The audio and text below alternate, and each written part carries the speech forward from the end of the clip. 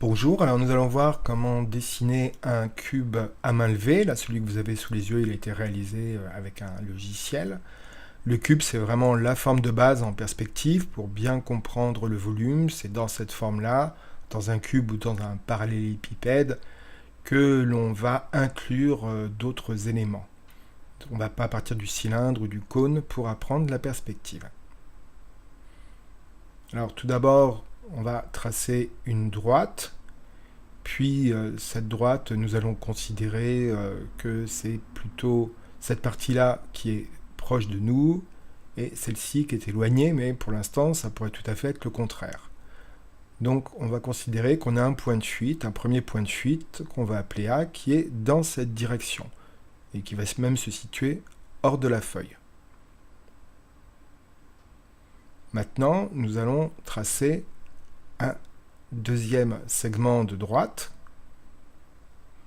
qui devra donc se diriger vers A également. Donc on va utiliser ce point-là comme point de départ, et comme je me dirige vers A, les traits se rejoignent. Donc je peux faire le trait un petit peu aussi dans l'autre sens. Donc on voit bien que cette partie-là va être la plus proche de nous par un effet de perspective, et qu'ici l'écart est plus resserré. Maintenant, nous allons partir sur le dessin du point qui est le plus proche de nous.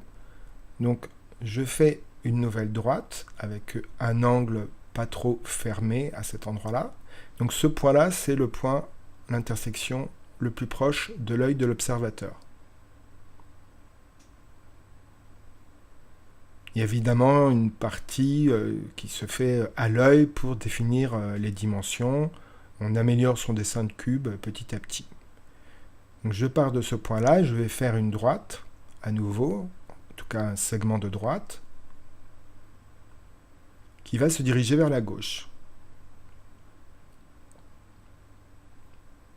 Voilà, c'est le même principe que ce qu'on a fait dans la direction de A. Cette fois, on va vers un point de fuite qui s'appelle B.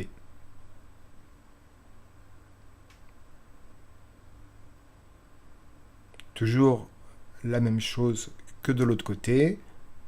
Plus on va vers B, plus l'écart se resserre.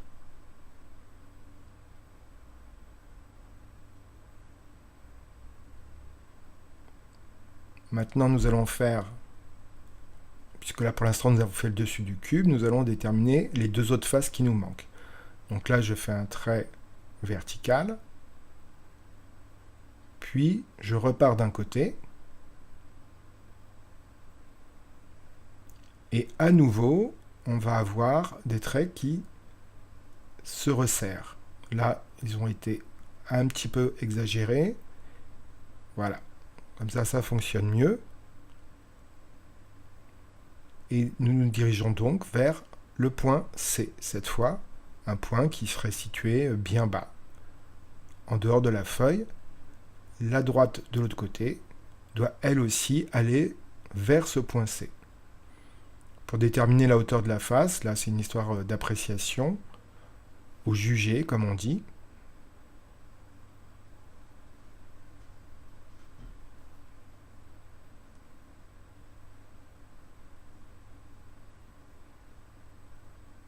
Voilà.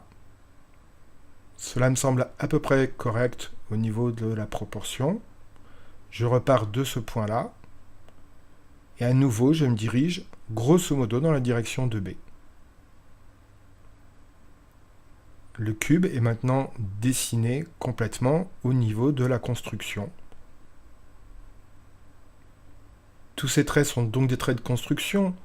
Donc, ce que vous allez faire, vous, quand vous dessinez, c'est les marquer peu profondément au crayon de papier, puis après repasser sur les contours, vraiment les contours du cube. C'est pas la peine d'effacer vos traits de construction, ils vous ont servi. Comme nous avons trois faces, eh bien, on va toujours considérer qu'il y a une face qui est nettement plus foncée que les deux autres. Ça, c'est vraiment, entre guillemets, un truc, hein, mais si vous voulez que vos volumes donnent un sentiment de relief, ben, dès que vous changez de face, il faut qu'il y ait vraiment une différence de gris. Alors voilà, avec une partie vraiment noire. Nous avons maintenant fait notre cube. Il n'est pas parfait au niveau des proportions, il est certainement un petit peu trop tassé, mais ça c'est pas très grave.